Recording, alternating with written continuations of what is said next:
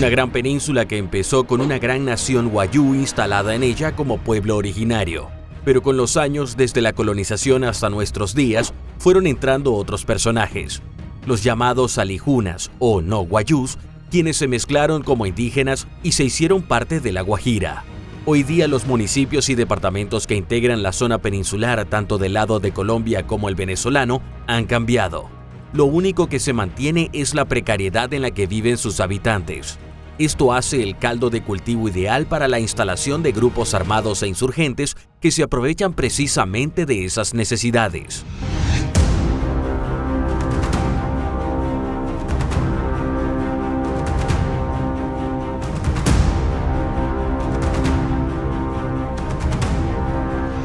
Nuestro personaje conoce La Guajira muy bien, tanto que sabe es hombre muerto si su rostro es reconocido en esta pieza periodística. Accedió a darnos su visión de lo que sucede en la península, una tierra que está entre dos fronteras. Y precisamente eso es hoy día un problema. Esa es una de las amenazas que mantenemos por nuestra posición geográfica, de estar entre dos países. Por estar entre Venezuela y Colombia, hay la libertad de traslado de a cada lado de la frontera y se crean estos grupos irregulares. Un grupo dominante, como el macho alfa en el reino animal. En esa zona limítrofe siempre hay presencia de grupos criminales que, como los astros, nacen y posteriormente mueren. Para muestra, un botón. Una banda llamada La Zona fue un grupo delincuencial que se constituyó en mayo de 2018 aproximadamente. Y ya a finales de 2019 lo hizo desaparecer la pandemia y otros intereses relacionados a la dinámica que se presenta en la frontera. Es que contrabando y narcotráfico son dos grandes negocios. Cuando hay anarquía, todo el mundo hace vestir. Hace unos años, otro grupo que no lo conocían en Venezuela se creó aquí y salió aquí. Luego desapareció aquí mismo. Lo peor es que esa desaparición no se da por mucho tiempo. Lo que verdaderamente ocurre es una sustitución, como si se hiciera una especie de reingeniería en una gerencia en determinada empresa. Se cambia el líder y su equipo, entrando otro. Pero esta dinámica ocurre en cuestión de días, y con el tiempo los lugareños terminan conociendo el nombre y demás detalles de los nuevos actores en esta gran obra llamada Dinámica Criminal Fronteriza. Pero se van ellos, cualquier grupo puede llegar. O puede surgir cualquier grupo de acá y estamos a expensas de que cualquiera domine y no sabemos quién. El negocio es tan sustancioso que hasta la franquicia criminal más exitosa de Venezuela, el Tren de Aragua, nacida con el nombre de un tren venezolano que, por cierto, jamás se construyó, irrumpió en La Guajira y replegó al Ejército de Liberación Nacional con un grupo de hombres. Ante todo eso, incursionó también el Tren de Aragua, que ha incursionado, no iba a ser la excepción La Guajira, incursionó en todo el cono sur, por Ecuador, por Perú estaban, por ahí dice que están en Estados Unidos también. Aquí vinieron a dar, a buscar su tajada también. Pero la avanzada no les duró mucho. El ELN tiene más años de práctica en combate y la gente del Tren de Aragua lo averiguó a la mala. La guerrilla prácticamente los hizo replantear su estrategia.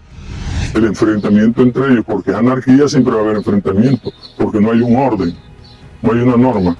Se dio a eso, bueno, salió perdiendo el Tren de Aragua y le tocó replegarse, retirarse un poco de la zona. Es que en La Guajira, al igual que en otros municipios que limitan con Colombia, el control que tiene la guerrilla más antigua del continente, el ELN, es evidente. Todos los que trabajan, bien sea el comercio o productores del campo, ellos tienen que depender de los grupos irregulares. Pero ¿qué pasa con el llamado ejército venezolano, forjador de libertades? Porque la presencia de las Fuerzas Armadas, Ejército, Guardia Nacional, solo se remiten a controlar las vías, donde tienen alcabalas. Pero la seguridad de toda La Guajira depende de los grupos irregulares. En todo este tiempo, hasta en los procesos electorales, cualquiera que se tenga pendiente hacer en el país, los partidos y dirigentes deben buscar el acercamiento con estos grupos y esperar respuesta. Yo creo que si algún candidato vaya a hacer alguna actividad política en un sector, Si no es con la aceptación de ellos, no creo que puedan estar visitando algunas zonas del municipio. Debe ser bajo control de ellos. Por eso es que muchos de los que llegan a pueblos fronterizos con la intención de investigar deben hacerlo con cautela, porque nadie sabe para quién trabaja. Ellos tienen a personal vigilando, nadie sabe quién pertenece a un grupo de esos, de las personas que viven en el municipio, tanto los que viven allá en Paraguaypoa como los que viven en Cinemaica. De hecho, siempre la cautela por delante. Nuestro entrevistado averiguó sobre nosotros antes de aceptar encontrarse con el grupo. Entonces yo estoy hablando con usted, puedo pensar que usted es uno de ellos. Uno no sabe con quién está hablando, porque todo está en secreto y hay que cuidarse. Las autoridades civiles elegidas democráticamente en los municipios fronterizos tienen un serio problema de gobernabilidad, porque los ciudadanos saben a ciencia cierta quién controla en realidad la circunscripción. Aquí nadie hace nada con ir a pedir un permiso a la alcaldía. Pero la alcaldía no te da permiso de nada. Ni con ningún cuerpo de seguridad. ¿Por qué permiso? Nadie da permiso. Los permisos son los que tienen el control. Ellos son los que ponen el control policial, el control judicial, el control del comercio, la circulación dentro del municipio, lo establecen, son los grupos irregulares. Y ni hablar de la autoridad que tienen los indígenas. La nación wayuu perdió a un personaje importante en la resolución de conflictos entre clanes. Si hay un conflicto, envían a una persona, un palabrero, a cobrar una falta, el palabrero no puede poner el monto lo ponen los grupos irregulares, que permiten el acercamiento para que se hagan los arreglos. En la actualidad hay una enorme negligencia tanto en Colombia como en Venezuela para resolver este tema. Es como si el interés por solucionarlo no existiera. No ha habido política profunda de Estado, tanto en Colombia como en Venezuela, para controlar eso. Terroristas y delincuentes cohabitan con los wayús y alijunas que tienen como hogar a la península. Se enamoraron de esas tierras y algunos tuvieron que dejarla en medio de lágrimas, no solo por la crisis de Venezuela y que Colombia dejó de ser la alternativa, sino por seguridad.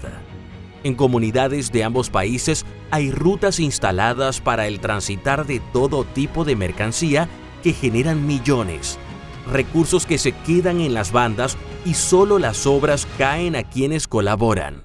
Una realidad que se ha mantenido por décadas y que posiblemente siga así muchos años más.